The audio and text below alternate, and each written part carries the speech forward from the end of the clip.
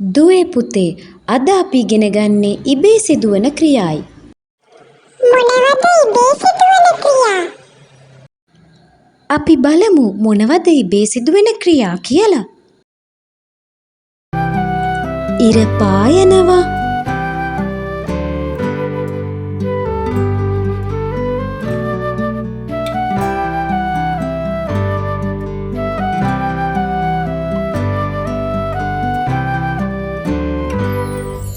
මල් පිපෙනවා.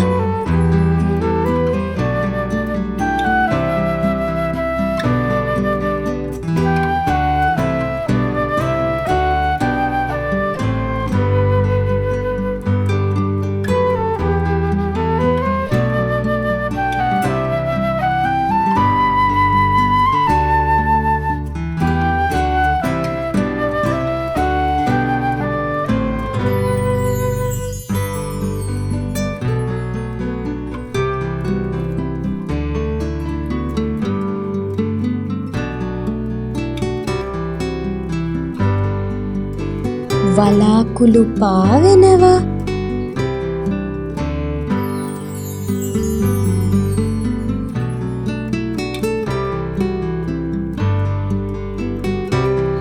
සුළං හමනවා.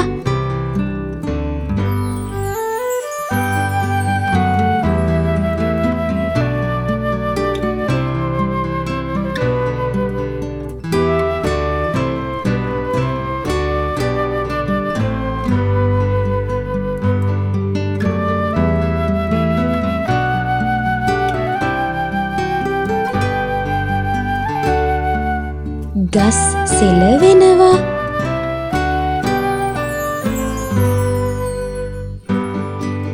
ගඟ ගලනවා.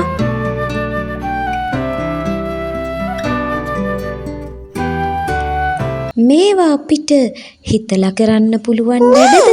හිතලා කරන්න පුළුවන් වැඩ නෙවෙයි. එහෙනම් කවුරුවත් කරන වැඩක් නෙවෙයි. යම්කිසි සිදුවීමක් තමයි ඉබේ සිදුවන ක්‍රියා විදියට හඳුන්වන්නේ. Yo, that's intense. Ow, ow, it hurts so much. Ow. No, no, no, no, no.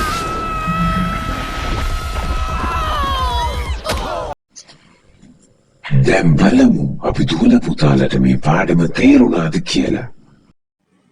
කොහොමද බලන්නේ? අපි දෙනවා වාක්‍ය ටිකක්. ඒ වාක්‍ය වලින් ඉබේ සිදුවන ක්‍රියා පමණක් සහිත වාක්‍ය ටික තෝරලා අපිට WhatsApp කරන්න.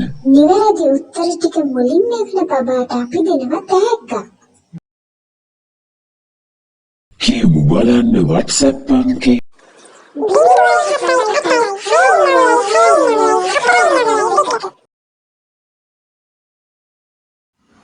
මෙන්න වාක්‍ය ටික. 1. ලේනා අඹ කනවා. 2. කොළය බිමට වැටෙනවා. 3. මල්ලී කිරි බොනවා. 4. කොඩිය වැනෙනවා. 5. මම පාඩම් කරනවා. 6. සේපාලිකා මල් බිමට වැටෙනවා. 7. සඳ පායනවා. 8. අම්මා බත් උයනවා. 9. තරු දිලිසෙනවා. 10. ගුරුතුමිය උගන්වනවා.